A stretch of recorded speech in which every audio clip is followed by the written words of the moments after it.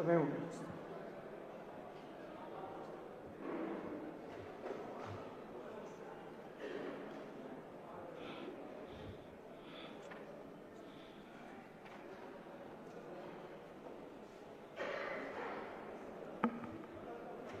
अंतर्राष्ट्रीय कार्यक्रम जिज्ञासा समाधान का ऑनलाइन जिज्ञासाओं का समाधान परम पूज्य 105 गंभीर सागर जी महाराज वर्णी महाराज जी के मुखारविंद से होगा। आप सभी सावधान मुद्रा में बैठने की कृपा करें। सभी श्रोतागण एवं जिज्ञासु पूज्य श्री को नमोस्तु करें। नमोस्तु नमोस्तु नमोस्तु महाराज।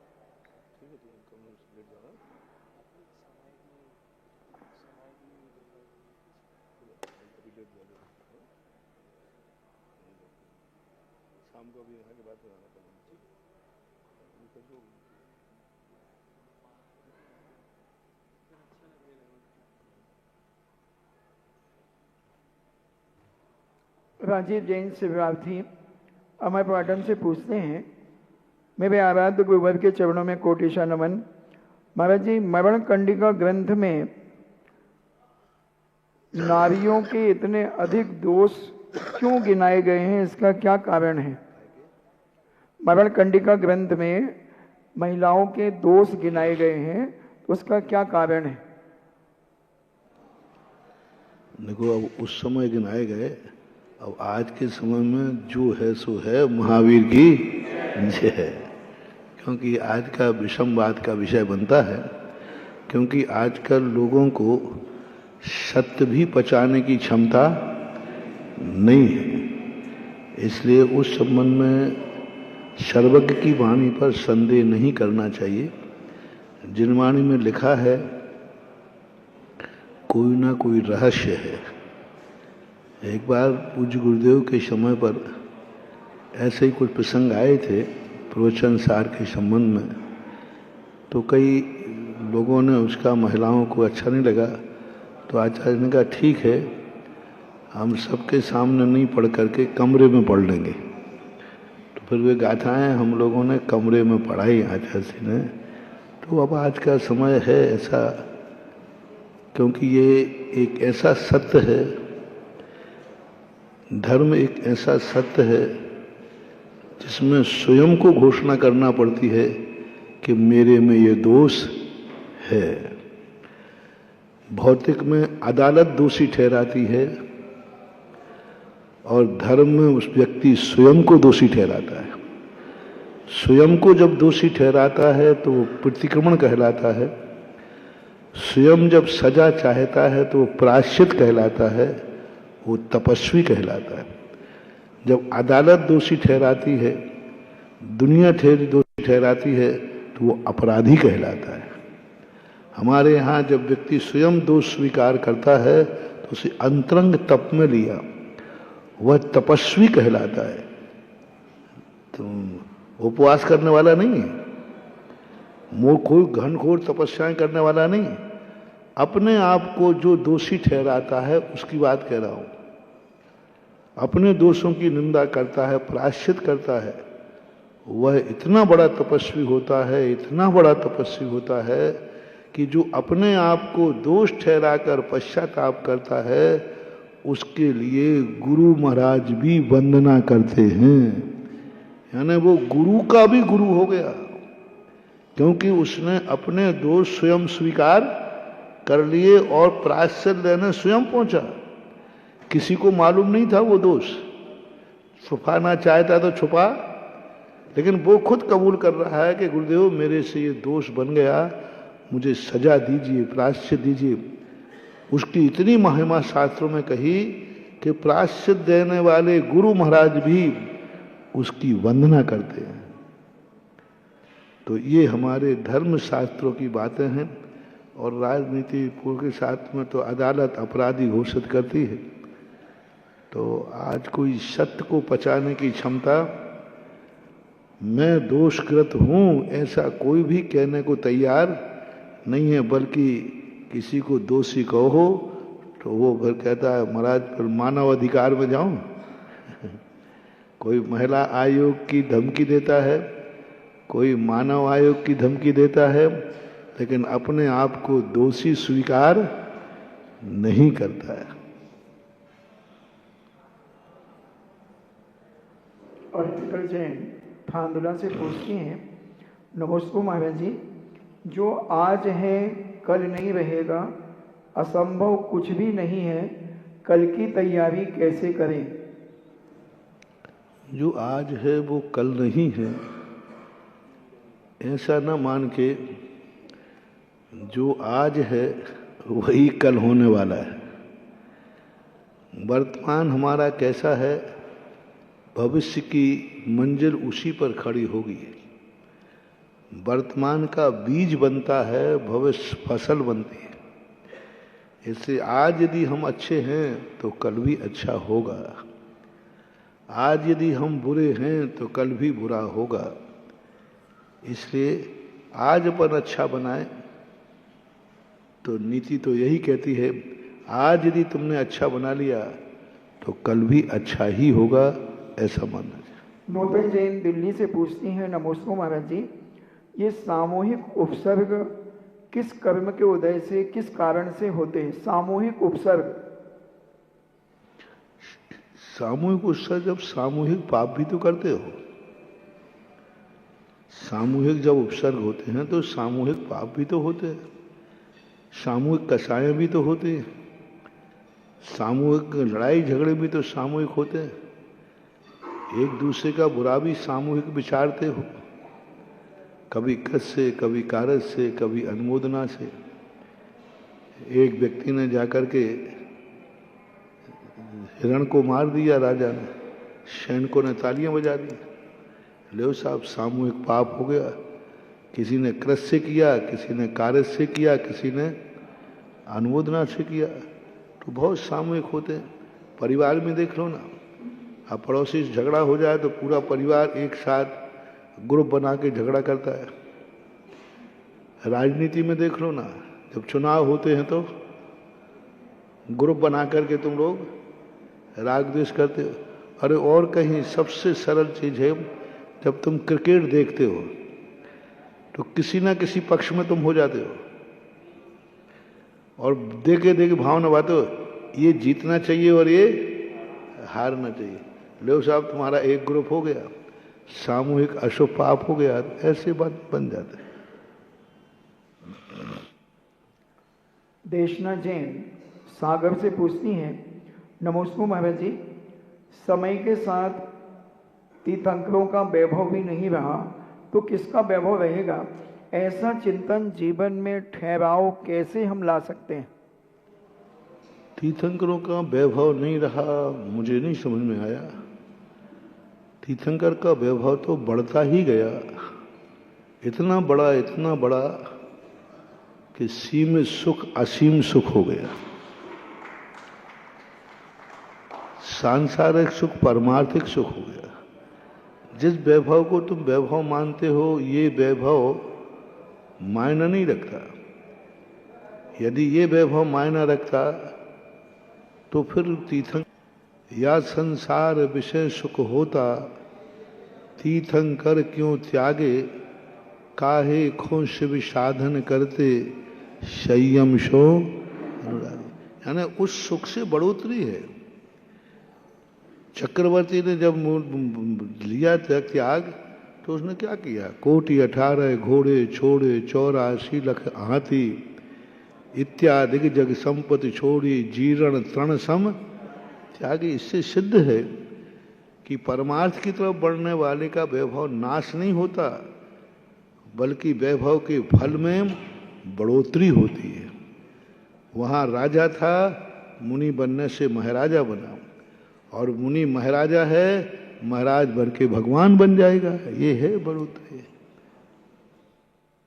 राजन जैन मेरठ से पूछते हैं, देखो 12 भावना के अंदर कहीं भी तीर्थंकर को नहीं लिया अनंत भावना। कहाँ गए चक्री जिन जीता भरत खंड सारा, किसको ले लिया? कहाँ गए बे राम और लक्ष्मण जिन रावण मारा। तो रावण को मानने वाले राम की बात कर रहे हैं। कहाँ गए वो कृष्ण रुक्मणी, रवि रंग महल सुमरन की नगरी। कहाँ गए वो लोभी कौरव जूझ मरे धन में। इनमें कहीं नहीं लिखा कहाँ गए वो तीर्थंकर, क्योंकि तीर्थंकर का तो नियम से परमार्थ में परिणत हुआ। उनका वैभव तो बड़ा है, वे तो सिद्धालय में विराजमान है। ऐसा राजन जैन मेरठ से पूछते हैं, गुरुदेव के चरणों में बारंबार नमस्तु।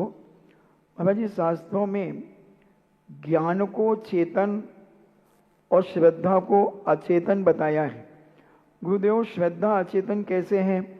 आत्मा में चेतन गुण तो समझ में आता है, लेकिन चेतन आत्मा में अचेतन गुण कैसे हो सकता है, समझ नहीं आता। चेतन गुण दो ही कहे गए, ज्ञान गुण और दर्शन। धवला जी की 12वीं पुस्तक में श्रद्धा गुण को अलग से स्वीकार किया है पूज्यवर वीरसेन स्वामी महाराज ने। अब जब श्रद्धा गुण और चारित्र गुण ये सब आते हैं तो ये सब अचेतन की दशा में आते हैं। ज्ञान और दर्शन को ही चारित्र चेतना नहीं होती, ज्ञान चेतना होती, दर्शन चेतना होती। श्रद्धा चेतना नहीं कहा, चारित्र चेतना नहीं कहा। वही ज्ञान चेतना जब चारित्र के फल में समाहित होती है तो उसको ज्ञान चेतना बोलते हैं। यानी ज्ञान चेतना, ज्ञान को चेतन रूप बनाने के लिए चारित्र आदि अंगीकार किए जाते हैं। इसलिए श्रद्धा, चारित्र ये सब अचेतन गुणों के अंतर्गत मानना चाहिए, क्योंकि चेतन गुण दो ही है। डॉक्टर मगन जैन आष्टा से पूछते हैं, परम पूज्य मेरे आराध्य गुरुदेव के चरणों में बारंबार नमोस्तु। महाराज जी, जीव की सम्यक्त गुण की अपेक्षा बाह्य क्रिया और अभ्यंतर क्रिया का स्वरूप बतलाने की कृपा करें। क्या? सम्यक्त गुण की अपेक्षा बाह्य क्रिया और अभ्यंतर क्रिया का स्वरूप कैसा होगा? सम्यक्त गुण की बाह्य क्रिया कहलाती है देव, शास्त्र, गुरु। बाह्य क्रिया के लिए 6 कारण गए सम्यक दर्शन के। जिनबिंब दर्शन, जिन महिमा दर्शन, जाति स्मरण, वेदना, धर्मोपदेश और जिनबिंब दर्शन। ये 6 हैं बाह्य निमित्त, बाह्य कारण। दूसरे रूप में सच्चे देव, शास्त्र, गुरु। सम्यक दर्शन होने के बाद वह सच्चे देव, शास्त्र, गुरु को ही अनुकरण करता है, उनकी आज्ञा का पालन करता है। ये सम्यक दर्शन के बाह्य कारण बनते हैं। और अभ्यंतर कारण जो बनता है सम्यक दर्शन का, अनंतानुबंधी कसाय का अभाव होना, मिथ्यात्व सम्यक प्रकृति के उदय का अभाव होना, और जो सम्यक रूप परिणाम हैं अनंतानुबंधी रहित, वही उसका अभ्यंतर कारण माना जाता है। ऐसा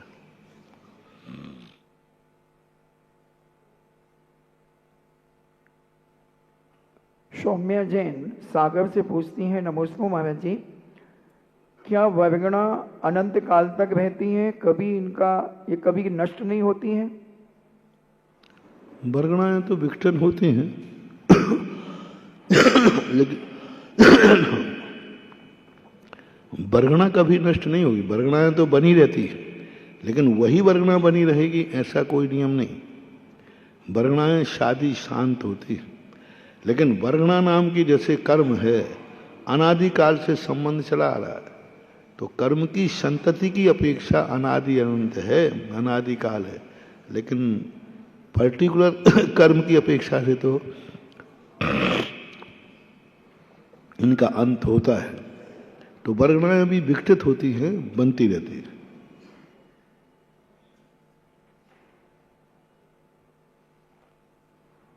कुमकुम जैन शाहदरा दिल्ली से पूछती हैं, नमस्ते महाराज जी, तदात्म संबंध और अविनाभावी संबंध और संयोग के बारे में विस्तार से समझाने की कृपा करें। अविनाभावी संबंध, संयोग संबंध और तदात्म्य।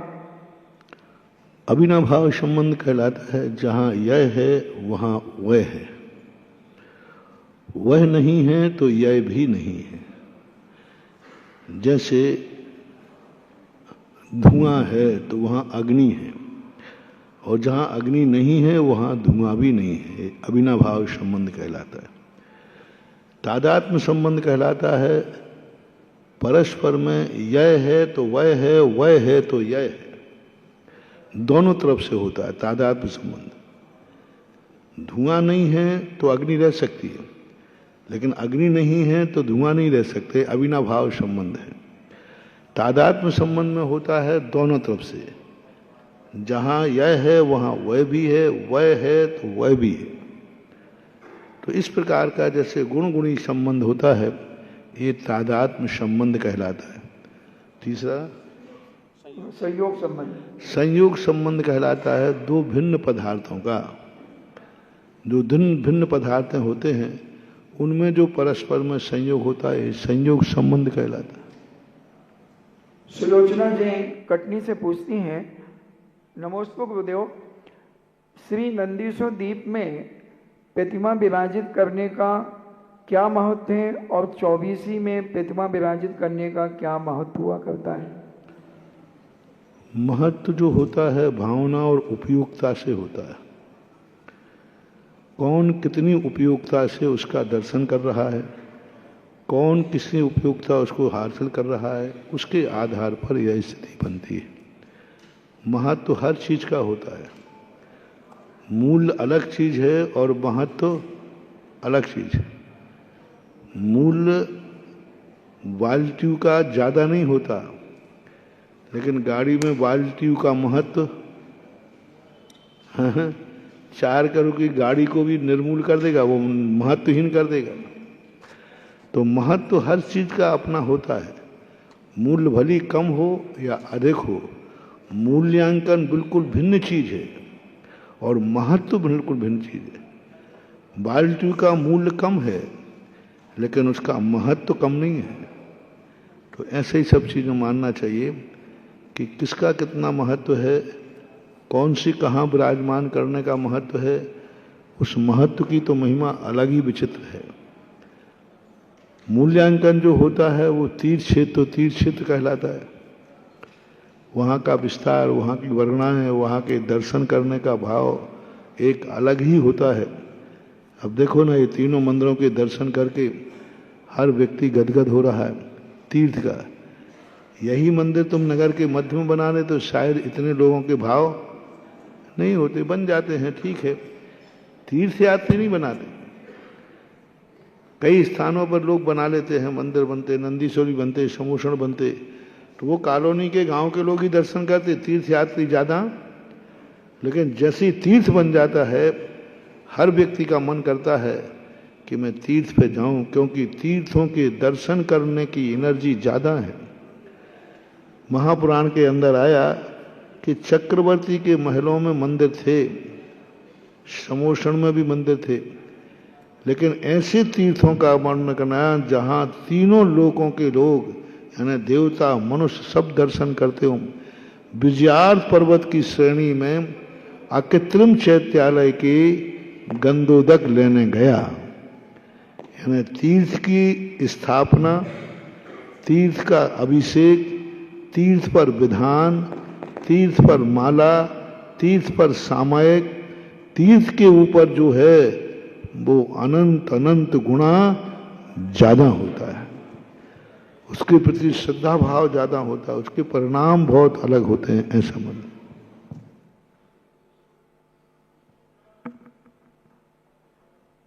जिनवाणी चैनल आदिनाथ पुण्योदय श्रोता कलश चैनल के धर्म प्रभावना के इस कार्य में चैनल के माध्यम से बैठे हुए जिज्ञासुओं की ओर से और वर्तमान में चेतनोदय परिसर के संत निवास में बैठे हुए जिज्ञासुओं की ओर से गुरुदेव के चरणों में अनंत कोटि नमोस्तु नमोस्तु नमोस्तु गुरुदेव। प्रथम जिज्ञासा के लिए मैं श्रीमती प्रभा जैन को आमंत्रित करता हूं, कृपया आएं और अपनी जिज्ञासा रखें। माइक दे दीजिए।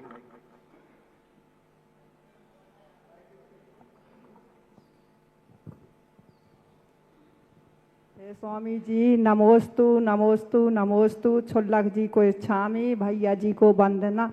हे स्वामी जी, जब अपन को मालूम रहता, ज्ञान रहता है कि ये पाप होता है और उस समय अपन पाप करते हैं, उसमें कितना पाप लगता है, और जब अपन मालूम पड़ जाता कि पाप है उसके बाद भी कर रहे हैं तो उसमें कितना पाप लगता है। और हम 2 प्रतिमा हैं हमारी, महाराज जी ऐसा आशीर्वाद दो कि हमारे अच्छे से पलें। पाप की क्वालिटी देखी जाती है और क्वालिटी के साथ परिस्थिति देखी जाती है। परिस्थिति के बाद हानि लाभ देखा जाता है। ये 3 चीजें देखी जाती है। पहले तो देखा जाता है क्वालिटी का, पाप की क्वालिटी क्या है, क्षम है कि अक्षम है, नैतिक है कि अनैतिक है। फिर परिस्थिति देखी जाती है, ये पाप वो शौक से कर रहा है या मजबूरी में कर रहा है कि हो रहा है। फिर देखा जाएगा आपका अभिप्राय है कि आप इस अभिप्राय में आपकी क्या रुचि है। क्या आप इसको गलत मानते हैं, और गलत मानते हैं तो क्यों कर रहे हैं। इन सब चीजों पर विचार करके ही कोई निर्णय किया जा सकता है। तत्पश्चात जिज्ञासा के लिए शर्मिला जैन, उसके बाद तैयार रहेंगी सुधा जैन।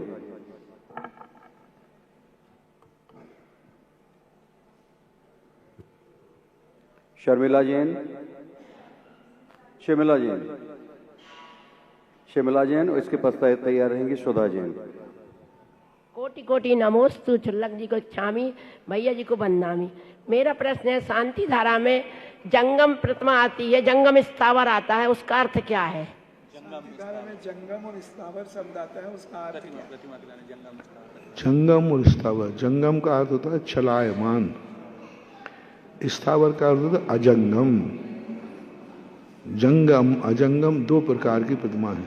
जंगम माने चलायमान होती है मूर्ति, जो छोटी छोटी मूर्ति होती है ना मंदिर में जिनमें अभिषेक करते हैं, ये जंगम मूर्ति कहलाती है। पहले लोग जब गाड़ियों से यात्रा करने जाते थे तो भगवानों को साथ ले जाते थे व्यवस्था के द्वारा। चक्रवर्ती जैसे विजय प्राप्त करने गया तो वो भी वहाँ लेके गया, चक्रवर्ती रथों में बैठा करके। अपन ने 7 फेरी करते हैं ना, तो ये जंगम प्रतिमा है, विधि नायक जंगम प्रतिमा है। और बड़े बाबा मूल नायक हैं, ये अजंगम मूर्ति कहलाती हैं, स्थावर हैं। स्थावर यानी स्थित, कहीं जाने वाली नहीं है। जिसको नहीं उठाया जाता है उसको स्थावर कहते हैं, और जिसको उठा करके रखा जाता है उसको चलायमान या जंगम बोलते हैं। शोधा जैन कटनी, इसके बाद तैयार रहेंगे पंडित रमेश चंद जी, भारेल गंजवा। नमोस्तु।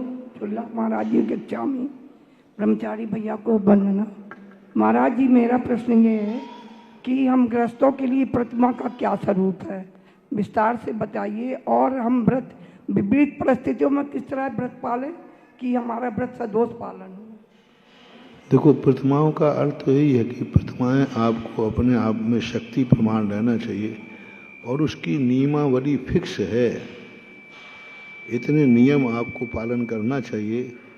अणुव्रत हैं, परिग्रह प्रमाण व्रत है, बाकी सब पल जाएंगे। लेकिन वर्तमान में जो परंपरा है शुद्ध भोजन करने की, कुएं के पानी की, बिलछानी के पानी की, तो ये सबसे बड़ी चीज, इस पर आज विचार करने वाली बात आती है।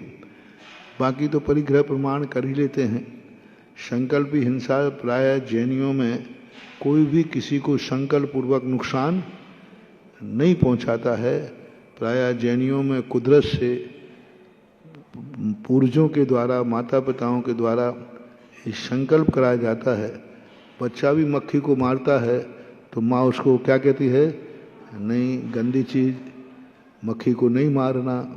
चींटी को मारता है, तितली को पकड़ता है, तो भी अपने परिवार के लोग जो रहते हैं वो टोक देंगे, नहीं बेटा किसी तितली को नहीं मारना।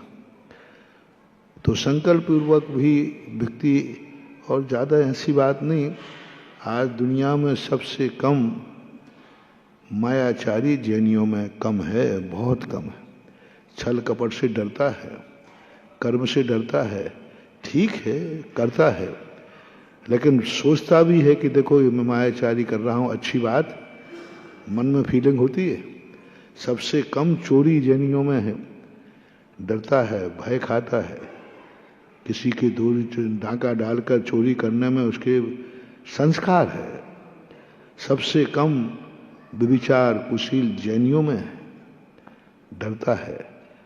परिग्रह की जहाँ तक बात रही, तो परिग्रह की उसके प्रति कोई चोरी डकैती का पैसा नहीं है, मेहनत का पैसा है, बुद्धि का पैसा है, पुण्य का पैसा है। पूर्व जन्म से पुण्य लेके आया है, कमा रहा है। सबसे बड़ी मूर्छा तो वो कहलाती है कि जिसके पास है ही नहीं फिर भी मूर्छा कर रहा है। तो ऐसी बात नहीं है, संस्कार है। लेकिन अब जो बाह्य क्रियाओं में जो शुद्धि का प्रसंग है, सबसे ज़्यादा आज प्रतिमा लेने में इस बात पर विचार करना चाहिए। और यदि ये हो जाता है तो फिर नियम तो निश्चित हैं, जिस प्रतिमा लोगे उसका समझा दिया जाता है। महेश चंद जी, बहरेलगंज वौसादा बूढ़ापुरा समाज, और तैयार रहेंगी Sunita Jain, housing board colony Katni. परम पूज्य 108 सुधा सागर जी के चरणों में जिगंज वासुदा की सकल दिगंबर जैन समाज एवं विद्यापुरम मंदिर समिति की ओर से त्रिवार नमोस्तु नमोस्तु नमोस्तु। गुरुवार बहुत बड़ी ज्वलंत समस्या है जो आज सभी जगह लगभग सामने आती है। किसी भी मंदिर का निर्माण करने के लिए कुछ बोलियां की जाती हैं, उनमें कोई शिखर की बोली ले लेता है, कोई वेदी की ले लेता है, लेकिन मंदिर निर्माण के लिए तो आवश्यकता शुरू से नींव से ही पैसे की पड़ती है। और जब उनसे धन मांगा जाए तो वो ये कहते हैं कि शिखर बनेगी तब देंगे, हमने तो शिखर की बोली ली है। तो क्या ऐसा उनका करना उचित है और क्या उनको इसमें दोष लगेगा?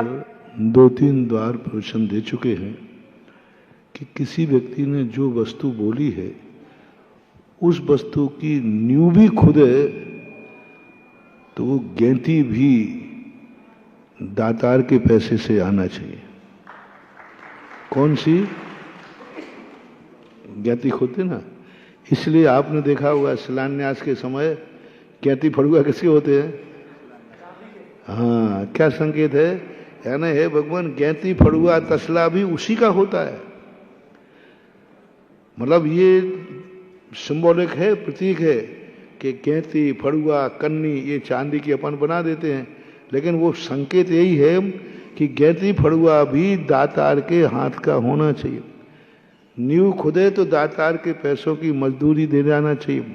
पहला तसला जो डले नीचे बजरी का, वो दातार के पैसे से डलना चाहिए। सीमेंट बजरी लोहा आवे दातार के पैसे आना चाहिए, तब कहीं दान फलता है। पैसा तो आ गया कमेटी के से, गुल्लक के पैसे से और कहीं से बन गया, तो अब तुमने क्या किया? जब तक बनता रहा दूसरे के पैसे से बन रहा है, तो तुम्हारे लिए कोई लाभ होने वाला नहीं है। ये बहुत गंदी परंपरा है। कमरा बनने के बाद पैसा देते, फिर कहते हो महाराज जी इतना दान दिया, हमें तो कोई सिद्धि नहीं हो रही। आप तो कहते कि दान बीज है, एक बोओगे 10 पाओगे, यहाँ तो एक और चलोगे, चला क्यों नहीं जाएगा? क्योंकि दान देते समय ऐसे परिणाम करना चाहिए। सही तो वही है कि शुरुआत से अपना दान लगना चाहिए। दूसरी कमी एक और होती है कि कोई भी चीज़ होती है, आपको खुद मालूम है इस कमरे में 5 लाख रखना है, और कमेटी ने कहा ऐसा करते हैं 5 कमरे 3 रख देते, 3 ऐसा करते। अब 3 लाख रुपए में आप 5 लाख का कमरा लिखा गया, पर सब कमेटी वाले बैठे हो, कहीं ना कहीं जुड़े। भाई 2 लाख रुपया तुम्हें किसने दिए वो नाम बता दो बस, और हम ज्यादा गड़बड़ नहीं करेंगे। शायद वो आकाश से आए होंगे, नहीं देवता ने कह दिया होगा भाई जो देवे ले लेना 2 लाख। वे 2 लाख किसके हैं? शायद ऐसा हो कि शायद कमेटी वाले देते होंगे, अध्यक्ष महोदय नहीं देते। अब वो किसका है 2 लाख? गुल्लक का, विधान का, शांति धारा का, गरीबों का। 5 लगेंगे कि नहीं लगेंगे? मिस्त्री भी माफ कर देता है कि चलो भाई 3 दिए हैं तो हम 3 भी बना देंगे। वो तो 5 लगना है तो लगेंगे भी। 2 लाख किसके? और निर्माण लिख दिया कमरे के निर्माता, और 3 दिए लगे 5 हैं, 2 लाख का निर्माण है वो। तुमने 2 लाख पर अतिक्रमण किया है, कब्जा किया है, तो अब महाराज फिर क्या करें? मैंने कही 5 नहीं, 5 लगे तो 5.25 देना चाहिए। कायदा है। मान लीजिए महाराज हमारी शक्ति नहीं है तो हमारे पास कितनी शक्ति है? 3 की और 5, तो फिर उसमें निर्माता मत लाओ, सहयोग लिखाओ। इस कमरे में हमने सहयोग, तो सहयोग से क्या निकल गया कि इसका अर्थ है किसी दूसरे का भी इसमें है, तो आपको फिर दोष नहीं आएगा। इस मंदिर में, इस वेदी पर हमारा सहयोग है। सहयोग में तो 1 रुपया का भी हो सकता है, तो फिर सहयोग लिखाओ। अन्यथा जितना लगा है कम से कम उतना दीजिए, और शुरू से दीजिए। जैसे जैसे काम बनता जाए कमेटी से कह दिए आप बनाते जाइए और हमसे लेते जाइए, और विश्वसनीय हो। दूसरी बात, जो पैसा नहीं आने का कारण है, आजकल दान ग्रुपबाजी का हो गया। अपना ग्रुप है, बोल दो ना, थोड़ा हेल्प करो ना, है ना? अपना ग्रुप है तो देना, और ग्रुप बदल गया तो फिर नहीं देना। अरे फिर तो नचाओगे तुम। चुनाव हो जाते ना, अपना ग्रुप आए तो खान साहब तुम तो लगाओ, अपनी पार्टी आई है, और अपनी पार्टी नहीं रही तो फिर आनाकानी करते हो। इसमें कभी पुण्य नहीं लगता, कभी पुण्य नहीं लगता। जिस मंदिर से, जिससे तुम्हारा निजी स्वार्थ हो। कई लोग तो कहते हैं अपन कमेटी में हैं इसलिए दान देते हैं, और कमेटी से हटा दो तो फिर नहीं देते। वो दान है ही नहीं, वो दान तुमने दिया ही नहीं, वो तो कमेटी को दान दिया। आपने भगवान को दान दिया ही नहीं, वो तो आपने अपनी परेशानी को दान दिया। एक संस्मरण सुनाया था ना हमने कि एक बार एक व्यक्ति ने पूरे चातुर्मास में एक भी बोली नहीं ली। लोग कहते थे महाराज जी ये कोई बोली नहीं। हमने कि भाई नहीं ले रहा तो नहीं ले रहा है, महाराज बहुत अच्छी बात नहीं है, कंजूस है ये बहुत हमको। फिर मेरा बिहार होके गया तो एक स्थान पर उसने बड़ी लंबी 2-2.5 लाख की बोली ले ली। तो मैंने कहा ये तो वही है। अब मैंने पूछा भाई तूने क्या बात है? मैं तो समझ रहा तू कंजूस से देते ही नहीं होगा। भाई नहीं देता, क्या बात हो गई? पैसा उसका यहां तूने कैसे लगी? बोले महाराज आपको मालूम नहीं है। मैंने वही बता दे बाबा। बोले महाराज वहां जो चातुर्मास समिति थी वो हमारे एंटी ग्रुप की थी। तो मैंने यहां क्या है? बोले महाराज जी यहां मेरी ससुराल है। क्या कह दिया? यहां मेरी ससुराल। अब आपसे फैसला चाहता हूं मैं, बोलो वो पुण्य दान देने का लगेगा कि ससुराल में देने का लगेगा? है ना उसको महाराज से मतलब था और ना भगवान से मतलब था, उसे तो ससुराल से मतलब था या अपने ग्रुप से मतलब था। मैं दानी व्यक्तियों से कहना चाहूंगा, दान देते समय मत सोचो, ये मत सोचो इतना तुम धर्म करते हो, इतनी तुम मेहनत करते हो, इतना तुम दान देते हो, लेकिन तुम कहीं ना कहीं अपना निजी स्वार्थ देख लेते हो।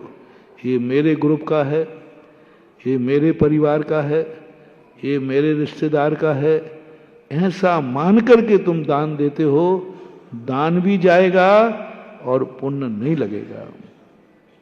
अपन को कोई भी दान देना है, देव शास्त्र गुरु को देखो, कमेटियों को मत देखो, पदाधिकारी को मत देखो। आप देखो ये पैसा मेरे देव शास्त्र गुरु के निमित्त से जा रहा है। एक बार अशोक जी पाटनी थे, एक स्थान पर उन्होंने दान बोला, तो मैंने कहा अशोक जी तुम्हारा यहाँ कौन है? कोई रिश्तेदार होंगे या कोई होंगे इसलिए दान दे रहे? मतलब कोई रिश्तेदार होंगे, कोई आपका यहाँ कभी कोई संबंध होंगे। बोले महाराज ऐसा तो कोई नहीं, फिर यहाँ कौन है? बोले आप तो बैठे हो। क्या गजब की बात। बोले आप तो बैठे हो ना, आप जहाँ बैठे हो वहाँ हमारे रिश्तेदार हैं, वही हमारा सब कुछ है ना। हम कभी यहाँ आए हैं और आपके जाने के बाद मुझे यहाँ आना भी नहीं है, लेकिन जब गुरु ने आशीर्वाद दिया है तो नियम से अच्छा कार्य होगा। और सामने जिनेन्द्र देव बैठे, अब ये दान फलते हैं। ऐसे लोग बनते हैं चक्रवर्ती। ऐसे लोगों का दान माटी छूते हैं और सोना हो जाता है, क्योंकि वो अपने लोगों का। और तुम लोग जो दान देते हो व्यक्तिगत मोह होता है, और व्यक्तिगत किसी स्वार्थ और मोह से तुम कितना भी कुछ कर लेना महानुभाव, उसका फल कुछ भी होने वाला नहीं। इसलिए कई बार दान की बोलियां, पार्टी बदल जाती है, कमेटी बदल जाती है, तो दातार भी बदल जाते हैं। ऐसा होना नहीं चाहिए। बस इतना जरूर देखना चाहिए कि पैसे का सदुपयोग हो रहा है या नहीं, ये तो देखने का अधिकार है। सदुपयोग करना चाहिए। महाराज श्री, ये आज दोनों रिश्तेदार हमारे आए हैं, रिंकू भैया और बबलू, दोनों के 51 हजार रुपया हम विधान के लिए स्वयं अपनी विल पावर से घोषित करते हैं। महाराज जी, एक एक विधान दोनों का होगा, हर को अपने 5 रिश्तेदार देना है। देखो करने वालों, सीधे सीधे अपने रिश्तेदारों के नाम दे दो, नहीं तो फिर मैं लिस्ट मंगवाऊंगा। इसलिए हमने पहले दे दिए महाराज, क्योंकि शादी के समय जो तुम्हारी लिस्ट बनती है वो बैठ के बनते हो, और तो कोई छूट तो नहीं रहा। ऐसा होता है ना, सब पूछते हो। ऐसे ही यहाँ अब देखो तुम्हारी रिश्तेदारी बनती ना, तो तुम कहते कोई छूट तो नहीं रहा है। अब ऐसे ही कटनी के चेतनोदय चेतित बन रहा है, तो कटनी वालों को सोचना है हमारे क्षेत्र से हमारा कोई रिश्तेदार छूट तो नहीं रहा है। उसको बिल पावर से लिखाना पड़े, जोर जबरदस्ती से लिखाना पड़े। अरे दुनिया के कार्य को जोर जबरदस्ती करते हो, धर्म के लिए करने में क्या वादा है? होना चाहिए। बहुत अच्छा। हमारी बहन जी का बेटा है और वो पीछे भनेज है हमारी बहन। बहुत अच्छा। नमोस्तु सर, नमोस्तु। Sunita Jain, housing board colony. Maharaj Shri के चरणों में बारंबार और इसके बाद तैयार रहेगा पुण्यार्जक परिवार, देव कुमार, सिद्धार्थ कुमार, विवेक कुमार जैन। पुण्यार्जक परिवार तैयार रहेगा। इसके बाद छुल्लक श्री के चरणों में इच्छामी भैया दीदी जी को वंदना और सभी को जय जिनेन्द्र। महाराज श्री, मूर्तियों में अतिशय कैसे होता है? और वो ज़्यादा पुरानी होती हैं तब अतिशय होता है कि श्रावकों की दर्शन विशुद्धि से अतिशय होता है? और महाराज श्री, मैं पाठशाला में पढ़ाती हूँ, हाउसिंग बोर्ड, वहाँ के छोटे छोटे बच्चों को हम लोग नियम देते हैं, तो वो बच्चे एक दिन का नियम पालते हैं, तो उनको पुण्य प्राप्ति होगी?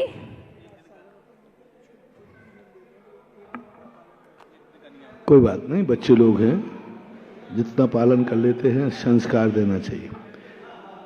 रही बात प्रतिमाओं के अतिशय के कई कारण बनते हैं। प्रतिमाओं में सबसे पहले कुछ पाषाण ही ऐसे होते हैं जो स्वतः एनर्जिस्ट होते हैं। कुछ प्रतिष्ठा कारकों से होता है, कुछ सूर्यबंध दातारों से होता है, कुछ दान देने वालों की भावना से होता है, कितनी निस्वार्थ विशुद्धि भाव से होता है, और फिर अंतिम होता है वहाँ कितने लोग नमोस्तु कर रहे हैं उन पर होता है। कितने लोगों के लिए वो मंदिर बना है, उनमें कितने % लोग वहाँ आ रहे हैं, उसको देख करके एनर्जी डेवलप होती है और धीरे धीरे अतिशय बढ़ जाती है।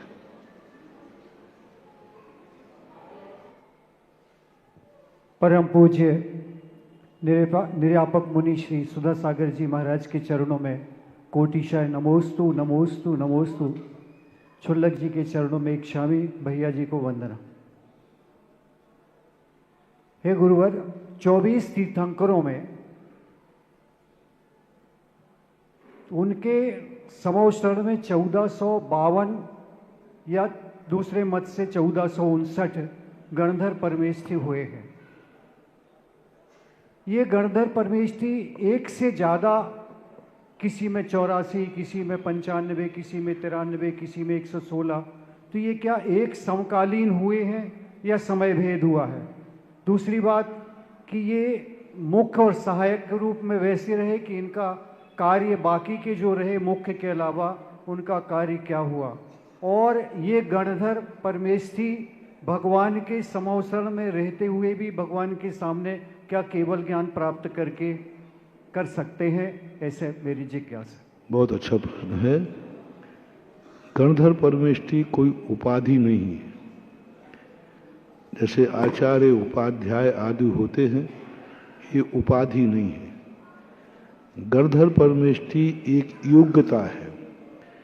जैसे मुनि पद है, मुनि पद उपाधि नहीं है, इसलिए समाधि के समय मुनि पद छोड़ा नहीं जाता। लेकिन आचार्य उपाध्याय पद उपाधि है, इसलिए छोड़ने का प्रावधान आता है। इसी प्रकार गणधर परमेष्ठी कोई उपाधि नहीं है, योग्यता है। योग्यता क्या है?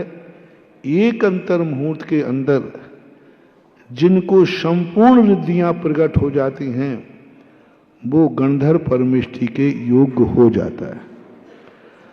अब इनमें कोई उप और कोई छोटा होता है? नहीं होता, सब बराबर होते हैं। किसी का कोई कार्य है ही नहीं।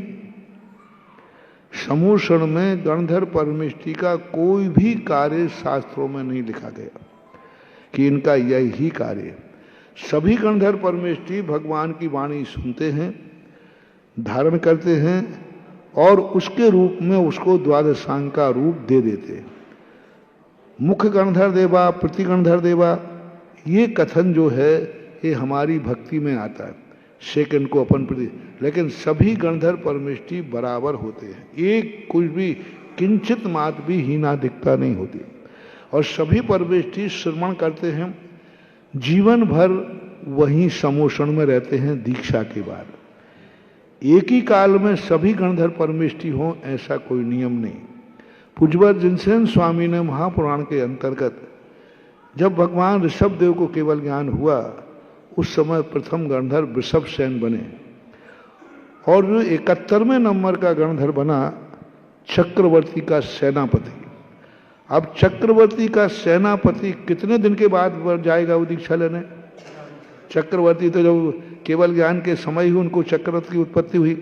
60,000 वर्ष तो चक्रवर्ती का सेनापति युद्ध विजय में गया, उसके बाद चक्रवर्ती के साथ रहा।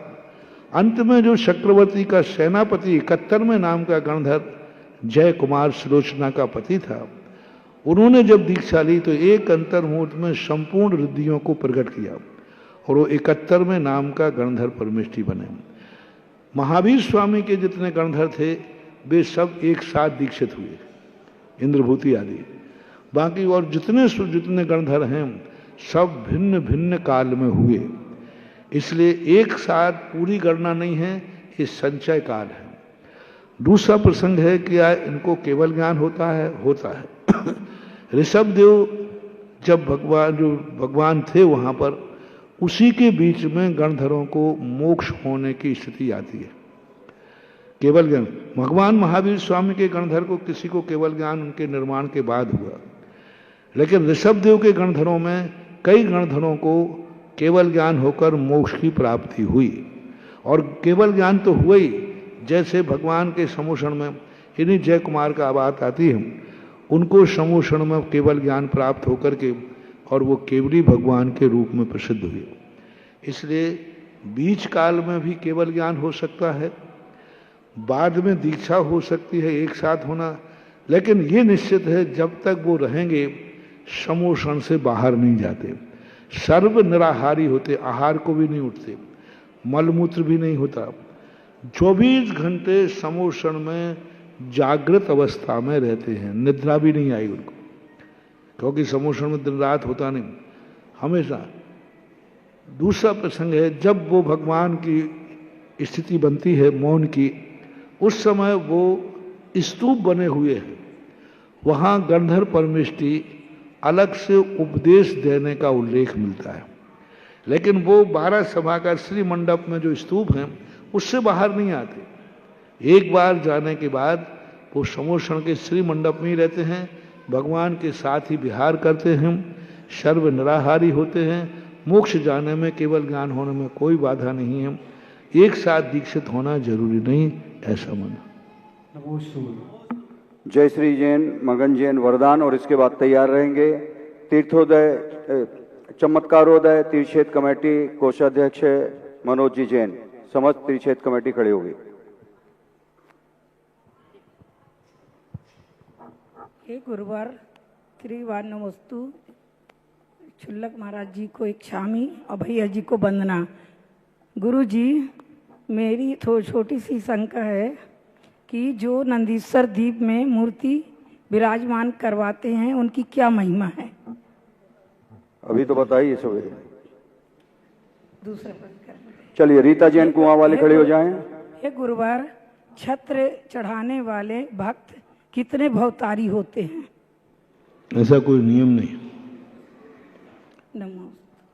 चलिए बिलहरी बौरी बंद। गुरुदेव के चरणों में अतिशय तीर्थक्षेत्र चमत्कार तीर्थक्षेत्र भौरीबंद का बारंबार नमोस्तु नमोस्तु नमोस्तु बंद, और छुल्लक जी के चरणों में इच्छामी इच्छामी इच्छामी।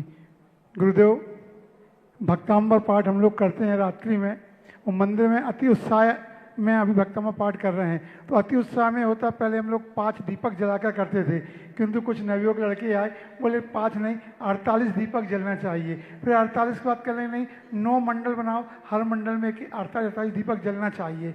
चलो, इसके बाद कहते हैं लाइट बंद कर दो, सिर्फ दीपक बस जलना चाहिए। तो देखते हैं दीपक में बहुत सारे जीव उसमें मर भी जाते हैं। जब मैंने देखा तो उसमें महाराज जी ये करना उचित है कि नहीं, उसमें पाप लगेगा कि पुण्य होगा? क्योंकि जो आप बोल देते हैं वो हमारे समाज में सब लोग मान जाते हैं और बिल्कुल अमिट हो जाता है। नमस्ते। जीव मरना नहीं चाहिए, जीवित रहना चाहिए, ये तो अपना धर्म है, लेकिन दीपक 48 नहीं जलना चाहिए ऐसी कोई बात नहीं है। कभी कभी लाइट बुझा, जैसे 10 लाख क्षण पर में शिविर में पूजा करते ना आरती, तो दीपक, तो अब लाइट बुझाने के बाद ही दीपकों का मजा आता है, वो चमकते दिखते ना। तो अब कभी कभी ऐसा करते हैं तो इसका निषेध नहीं है, ठीक है। दीपकों में जीव आते हैं तो उनको सुरक्षित करना चाहिए, जारी लगाना चाहिए, व्यवस्था करो। क्रिया को लोप करने की अपेक्षा क्रिया की व्यवस्था करो। एक ऐसे बढ़िया जाली बनाओ आप कि दीपक का लौ भी दिखे, धुआं निकले, और जाली लगा दो, कोई जीव मरेगा ही नहीं।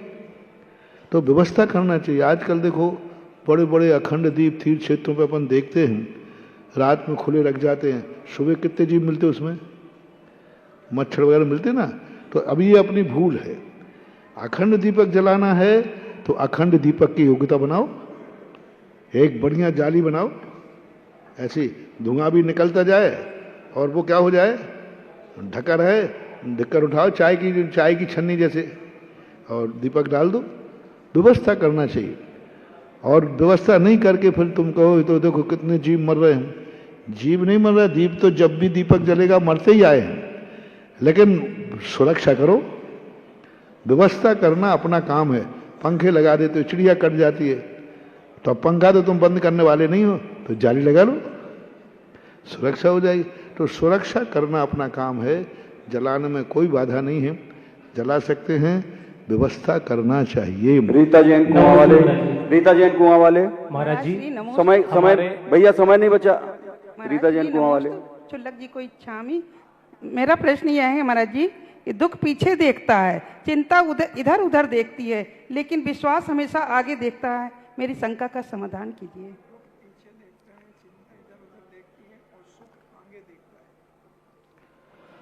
अब ये सब चीजें तो दृष्टिकोण की होती है।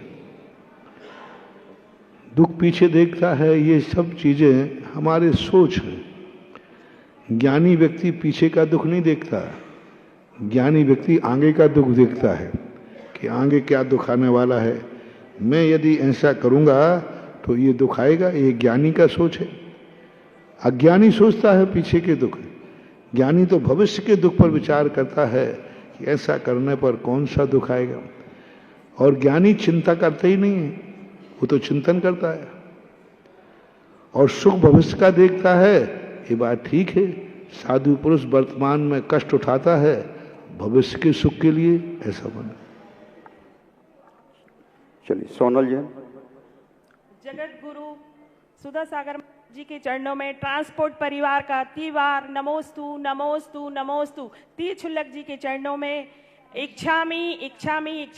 महाराज जी, मेरी जिज्ञासा है कि समता का क्या अर्थ होता है और हमें कब तक समता रखना चाहिए और क्यों? समता एक अलग चीज है।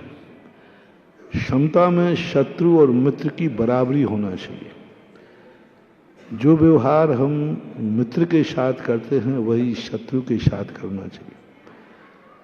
जैसे सांप गले में डाला तो यशोधर महाराज ने बचाने वाले को और डालने वालों के प्रति साम्य भाव से आशीर्वाद दिया। ऐसा समता भाव की परिभाषा है। शत्रु और मित्र में, कंचन और कांच में, अच्छे और बुरे में, नर नारकादि पर्यायों में एक समान बुद्धि रखना, साम्य बुद्धि रखने का नाम समता है। समता कब तक रखना चाहिए? उत्कृष्ट समता का प्रमाण है 10 भव। कितने अब देखो मैं कुछ नहीं जानता। आपने पूछा कब तक रहना चाहिए, तो मैं तो आगम से बोलूंगा। आगम में उत्कृष्ट उदाहरण मिलता है 10 भव तक समता। For example Parasnath. चलिए बोलते हैं तुम तैयार रहेंगे। बिलहरी समाज, सकल दिगंबर समाज बिलहरी। हेलो। महाराज श्री राकेश मनीषा बरिया बड़े भैया की बेटी है, उन्होंने भी एक विधान में नाम लिखाया है, ऑनलाइन उनका नाम आ गया है। बिलहरी समाज।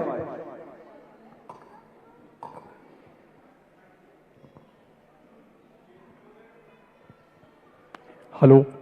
चेतनोदय तीर्थ प्रणेता मुनिपुंगो निर्यापक श्रवण सुधा सागर जी महाराज के पावन चरणों में पूरी दिगंबर जैन समाज बिलहरी एवं पूरी दिगंबर जैन समाज कटनी की ओर से बारंबार नमोस्तु नमोस्तु नमोस्तु।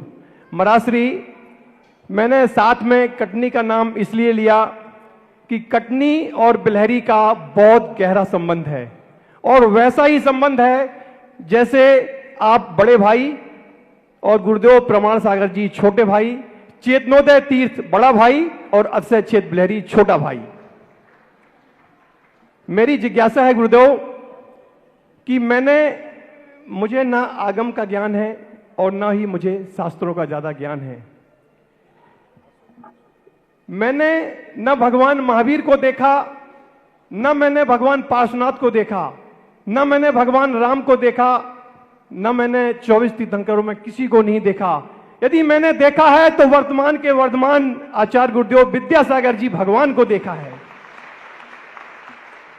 यदि इस धरती पर गुरुदेव आचार्य विद्यासागर महाराज ने अवतार नहीं लिया होता तो शायद हमें भगवान महावीर के बारे में बताने वाला कोई नहीं होता और शायद आज हमें सुधा सागर जी महाराज के शायद दर्शन भी नहीं होते। गुरुदेव 6 फरवरी को आचार्य भगवान का समाधि दिवस था और मेरे मन में आचार्य भगवान के लिए इतनी सारी परिकल्पनाएं आती हैं कि क्या आचार्य भगवान 25वें तीर्थंकर बन चुके हैं, उन्हें गाय का चिन्ह मिल चुका है। काश आचार्य भगवान की हर वेदी पर आचार्य भगवान की प्रतिमा विराजमान होती। काश चेतनोदय तीर्थ पंच कल्याणक में एक प्रतिमा आचार्य भगवान की भी प्रतिष्ठित होती और हर वेदी पर विराजमान होती। गुरुदेव, मेरी एक जिज्ञासा और है कि ऐसा कौन सा पाप कर्म का उदय है कि आज गांव में, शहरों में हमारे बहुत सारे भाइयों लाखों की तादाद में बैठे हैं और उनका विवाह नहीं हो रहा है, और वो ऐसा कौन सा पुरुषार्थ करें कि उनका जैन कुल में विवाह हो।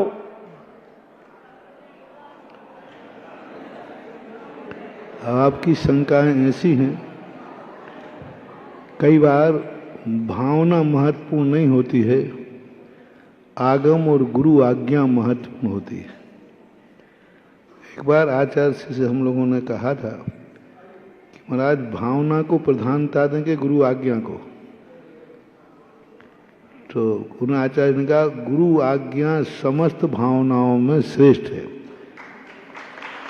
क्योंकि जब हम लोग आचार्य के पास से, हम लोग तो विहार करने नहीं चाहते थे, भावना तो हम लोगों की रहती थी कि हम आचार्य जी के पास जल्दी पहुंच जाएं और वहीं रहें, पर आचार्य जी की आज्ञा क्या थी? तो हम लोग सोचते थे भावना महत्वपूर्ण है कि आज्ञा। तो भावना अलग चीज है, आज्ञा। जिस बात को तुम कह रहे हो, हम आपकी भावना की कद्र करें कि गुरु की आज्ञा का? बोलो, गुरु आज्ञा। हमने खुद पूज्य आचार्य ज्ञान सागर महाराज की मूर्ति विराजमान करने का मन बनाया, मूर्ति बन चुकी, गुरु मंदिर बनाने का भाव आया, पर आचार्य जी के पास जब समाचार भेजा तो आचार्य जी क्या कर रहे हो? मैंने कि ऐसा ऐसा कर रहा हूं। मैंने कि आचार्य जी क्यों मना करेंगे, वो तो उनके गुरु थे। अपन ने तो ये सोचा कि अपन को डबल आशीर्वाद मिलेगा। आदेश दिया, नहीं, कभी भी ऐसी अंधी भक्ति नहीं करना। साधु की किसी भी तद्रूप मूर्ति नहीं बैठालना, आगम सम्मत नहीं है। तद्रूप मूर्ति नहीं बैठाना, आदेश दिया। वो भी हम कहां बैठा रहे? नसीराबाद में उनके समाधि स्थल पर। वो तो समाधि स्थल ही था।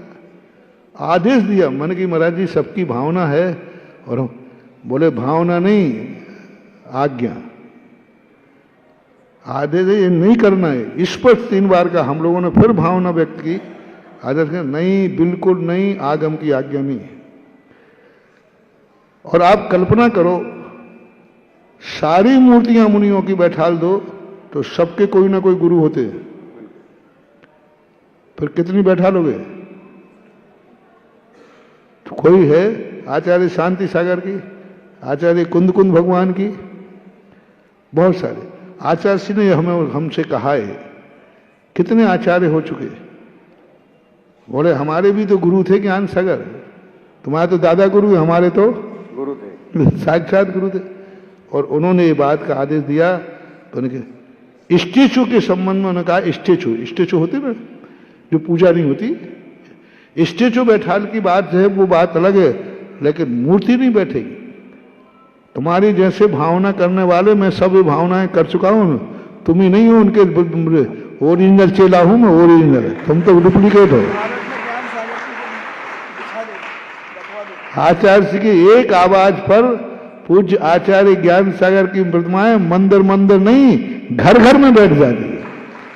बोलो बैठ सकती थी कि नहीं? बैठ जाती। गुरु को एक आदेश देना था कि ज्ञान सागर महाराज जी की घर घर में बैठा देते, अपन सब बैठा लेते। अपन तो उनकी आज्ञा को सुधारी सर्वक की आज्ञा मानते थे अपने लिए गुरु महाराज। तो ये भावना का अतिरेक, जब गुरु महाराज ने क्या किया वो ध्यान रखो। गुरु महाराज के भी गुरु थे कि नहीं? और तुम अपने इन गुरु को ज्यादा चाहते हो कि वे अपने गुरु को ज्यादा चाहते थे? ध्यान रखना, घड़ियाल आंसू। हाँ, कसमें वादे प्यार वफा बातें हैं, बातों का क्या? हाँ, सब तुम्हारे डुप्लीकेट प्यार है। हमारे पूज्य आचार्य गुरुदेव का अपने ज्ञान सागर गुरु के प्रति ओरिजिनल प्यार था, ओरिजिनल। और उन्होंने क्या किया ये बताओ अपने गुरु के लिए, और सारी दुनिया में गुरु का नाम रोशन किया कि नहीं? बताओ, किया। कैसे किया? मूर्ति बैठा करके नहीं। हमारे आचार्य विद्यासागर महाराज गुरुदेव कभी अंधे भक्त नहीं थे, वो आगम के ज्ञाता थे, आगम को जानने वाले थे। जानने वाले नहीं, हमारे पूज्य गुरुदेव ही आगम थे। क्या थे? गुरुदेव आगम, वो ही खुद आगम थे। उनकी बात देखो क्या किया उन्होंने। ऐसे सार्वजनिक प्रश्न करके सारे भारत में तुम माहौल का वो करना चाहते हो। हम ऐसे लोग प्रश्न करते खतरनाक होते हैं लोग। महाराज मना करें तो मैं विरोधियों में आऊं, क्या करोगे आप? अभी मैं मना करूं, अरे भैया आप सुधा सागर तो आचार्य श्री के, और मेरे संबंध में तो बाहर सब जल्दी चलता है, मालूम ही है। क्योंकि दुनिया में सबसे ज्यादा लोग मेरा बात सुनते हैं, बड़े गौर से सुनते हैं, और वो जो बाहर से निकालने वाले हैं ना वो ज्यादा सुनते और अभी निकालना महाराज जी ने तो ऐसा विरोध किया, महाराज तो विरोधी हैं। तो ऐसी प्रश्न करके तुम समाज को गुमराह करते हो। तुमसे ज्यादा अकल तो मेरे पास है। ये तो मैं चाहता तो पूरे क्षेत्र में तो क्या सारे भारत में, लेकिन मैं भावना की कद्र करूं कि गुरु आज्ञा की। गुरु आज्ञा, मुझे गुरु ने आदेश दिया, मैं गिड़गिड़ाया महाराज के सामने कि नहीं महाराज जी एक एक एक। कहां पे? एक स्पष्ट कहा नहीं। अंत में बोले मेरा आदेश है, आगम विरुद्ध कार्य नहीं करना। अब मेरी हिम्मत है कि मैं आदेश को ठुकरा दूं? नहीं। अपने गुरु ने सब लोगों से मेरा कहना है, अपना गुरु आगम था, अपना गुरु कलिकाल सर्वज्ञ जैसे थे, अपने लिए प्रमाण थे। उन्होंने जो किया है वो अपन को करना है, जो उन्होंने नहीं किया वो अपन को नहीं करना। क्योंकि हमारे गुरु अनाथ नहीं थे, उनके भी कोई गुरु थे। बोलो अपने गुरु अनाथ थे क्या? उनके गुरु थे, और वे गुरु को चाहते थे कि नहीं? चाहते थे। बहुत सारे भारत में पुछवा दिया। ज्ञान सागर कौन जानता जी? बताओ, तुम जानते थे? मैं भी नहीं जानता था। किसके कारण जान गए? आचार्य का। तो उन्होंने किस ढंग से अपने गुरु को सारे जगत में पुजवा दिया, किस चर्या से उनको पुजवा दिया। ये है आगम विरुद्ध भावनाओं को भड़का करके समाज की कार्य करना। ये आचार्य श्री की भक्ति नहीं है, ये आचार्य श्री का अपमान है। उनकी आज्ञा का उल्लंघन करके अपनी भावनाओं की दलील देना, अपनी श्रद्धा की अभिव्यक्ति देना, ये कुछ नहीं है, प्रदर्शन है, ये अहंकार है, ये अपने भावना के करके दुनिया को दिखाना है। बहुत शोर सुनते हैं पहलू में दिल का, ये चीरा तो ये कतरा खूना निकला। ये भड़काने वाली बातें करके दुनिया को दिखाना चाहते, हम लोग कितना चाहते हैं, कुछ नहीं। थोता चना बाजे घना, वो थोता चना होता ना, थोता चना बाजे घना। ये समाज के वातावरण को क्रिएट करके वातावरण बिगाड़ने वाली बातें। आगम की आज्ञा क्या है और गुरु की आज्ञा क्या है? और गुरु से वो आज्ञा से बड़ा कुछ नहीं होता। आदेश है उनका, आदेश दिया मुझे। और आगम ने कहा। फिर अंत में जब शुद्ध केवली को बैठालने की बात आई, बोले मूर्ति चाहे गुरु की हो चाहे भगवान की हो, मूर्ति एक सी ही बनेगी, तद्रूप नहीं। जैसे अपना आकृति है सेब, ऐसा नहीं। कैसी भीतराग मुद्रा जैसी भगवान की है वैसे ही गुरु की बनेगी। और उस पे मात पिछी कमंडल होंगे और उसमें पिछी कमंडल नहीं होंगे। जैसे अपने प्राचीन गणधर परमेश्वर तो पिछी कमंडल रख देंगे, लेकिन मूर्ति कैसी होगी? भगवान जैसे। जैसे भगवान, जैसे देवगढ़ में किसी के तदाकार मूर्ति नहीं है, आचार्य परमेश्वर उपाध्याय की है, पर कैसी है? भगवान जैसी है, कोई आकृति। तो उन्होंने कहा जब भगवान के नाम से नहीं बना, वैसी मूर्ति बनना चाहिए। आगम में जैसी मूर्ति लिखी है और वैसी ही मूर्ति बनकर के पिछी कमंडल रख दीजिए। अब तुम कहोगे आकार की बनाओ, वैसी बनाओ, तो ये स्टेचू तो बन सकता है, लेकिन पूजनीय मूर्ति नहीं बन सकती। कुछ लोगों ने कहीं जगह ऐसी बनाई वो मंदिर खत्म हो गए, उन मंदिरों के अति से चले गए, विराजमान करने वाले का गड़बड़ हो गया, और जो कुछ भी होता है वो अब मैं बोलता नहीं, आगम प्रमाण है। पूज्य जिनसेन स्वामी ने देव साध गुरु की मूर्ति कैसी होना चाहिए उसके संबंध में उल्लेख किया है। यदि वैसी मूर्ति प्रतिष्ठित करते हो तो लाभ है, नहीं तो विराजमान करने वाले को हानि है, मंदिर को हानि है, मूर्ति का तो क्या होगा तो होगा। थोड़ा प्रश्न करते समय थोड़ी अकल रखो, कहाँ किस रूप में बोल रहे हो। ऐसे बोल रहे हो जैसे टेक टू ऑर्डर, ऑर्डर चेतनोदय में बैठता तो बोलो क्या होता, तुम्हारे बाप का कमाल जरूर होता। ऐसी बातें बोलते हो कि जैसे चेतनोदय। अरे एक तो भावना होती है, एक भावना रूप प्रश्न किया जाता है, यहां तो आदेश रूप बात होकर कही जा रही है। इसी भावनाओं को, आगम को पढ़ो, स्वाध्याय करो, और पूज्य गुरुदेव आचार्य विद्यासागर महाराज को समझो। अभी तुम आचार्य श्री को नहीं समझ पाए हो, दलील दे रहे होगे आचार्य श्री जैसे। आचार्य श्री को समझो, क्या थे वो, साक्षात आगम थे। आगम क्या कहा, साक्षात आगम। और आगम कभी झूठा बोलो ना है, आगम कभी अन्यथावादी नहीं होता, नहीं होता। आगम को जानकार नहीं कह रहा हूं मैं, तो आचार्य श्री को आगम ही मानता था। अब बोलो उस आगम ने क्या कहा, बोलो उस आगम ने क्या किया, बोलो उस आगम ने अपनी जिंदगी में क्या किया, अपने गुरु के प्रति उन्होंने क्या किया। घर घर मंदिर मंदिर में गुरु को भेज सकते थे, लेकिन उन्होंने ऐसा कुछ नहीं किया। इसलिए मैं तो गुरु आज्ञा अभी तक 50 साल लग कितने हो गए, गिनती नहीं है मुझे, भगवान करे मुझे गिनना भी नहीं पड़े। आज तक उनकी आज्ञा का कभी उल्लंघन किया नहीं।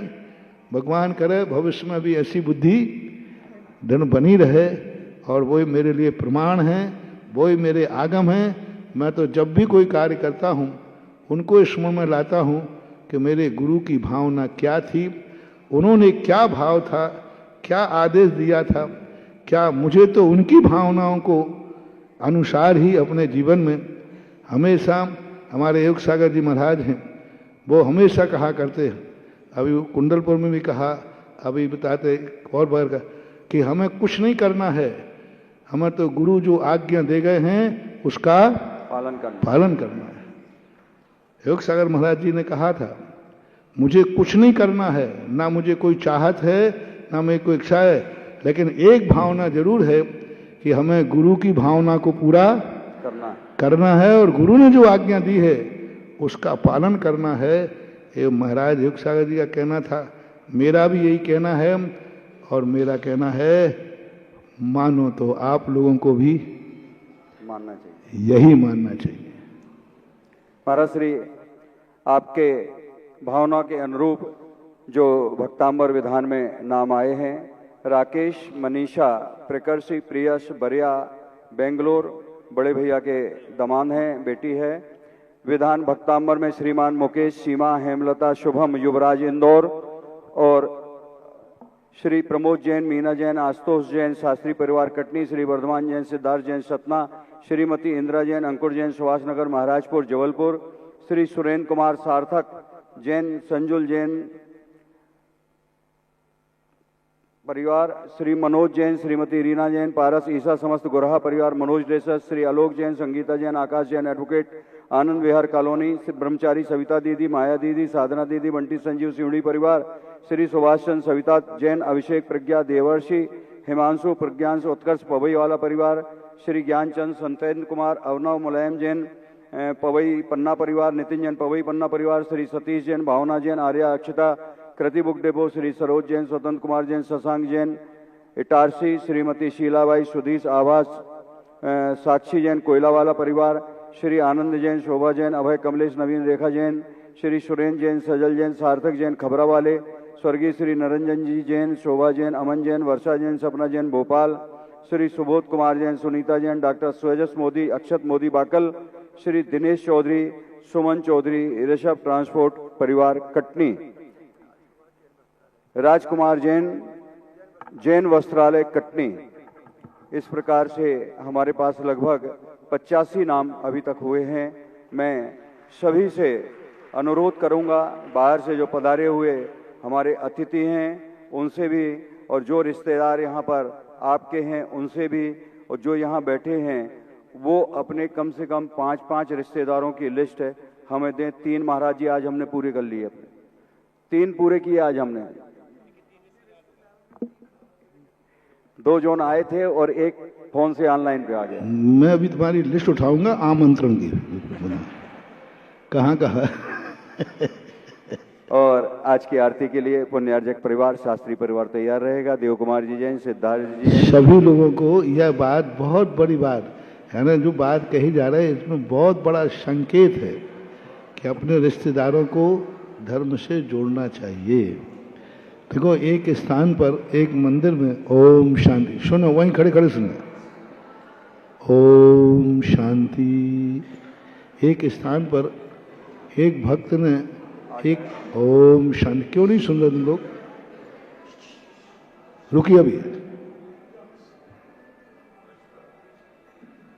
एक भक्त ने, एक आरिका का भक्त था, अंधा भक्त, आरिका की समाधि के बाद मंदिर में आरिका की मूर्ति बैठा दी। उसका वर्चस्व था उस मंदिर में, आरिका की बैठा दी। इतना बड़ा आदमी था, 2 साल 3 साल में इतनी बर्बादी हुई, ऐसा गिरा कि उठाने के लिए भी कोई नहीं। मेरे पास रोते हुए आया, मैंने कहा मैं कुछ नहीं कर सकता, मैं तो आगम जानता हूं। कोई भी पूजनी मूर्ति और प्रतिष्ठा करा दी, पूजनी मूर्ति और इस आकार में बैठा है, आगम देखिए ये लिखा। और उसी वो व्यक्ति जिसने विराजमान किया बर्बाद हो गया, करोड़ों से नीचे आया, और स्थिति ऐसी बिगड़ी कि कुछ पूछो मत। तो ये मूर्तियों को बैठाना तुम हंसी मजाक मत समझो, ये जैन दर्शन है। मूर्ति, इन्हीं मूर्तियों के लिए इतना सोचना पड़ता है कि थोड़ी सी गड़बड़ होते ही, ये दीपक है मंदिर, मूर्तियों को बैठाते समय बहुत सावधानी बनना।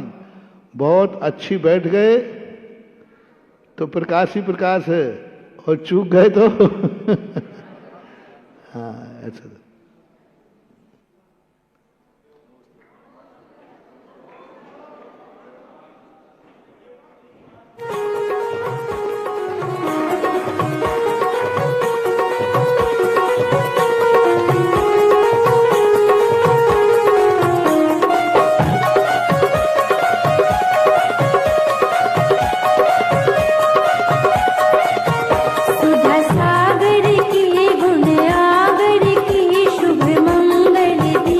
सजाए के